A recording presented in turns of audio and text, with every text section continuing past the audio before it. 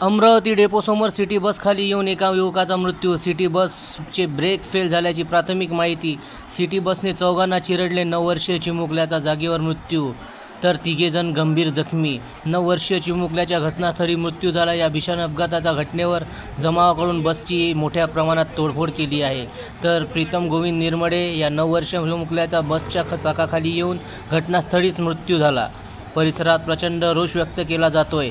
तर 60 वर्षीय नर्मदा निर्मळे आणि 14 वर्षीय वैष्णवी संजय निर्मळे, नेहा संतोष निर्मळे या तिघांची प्रकृती अत्यावस्थ असल्याची माहिती पुढे आली आहे।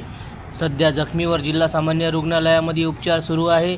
तर नागरिकांचा रोष लक्षात घेता सध्या सायन्सकोर मैदानासमोर पोलिसांचा मोठा बंदोबस्त तैनात करण्यात आला आहे। जनसमर्थन न्यूज, अमरावती।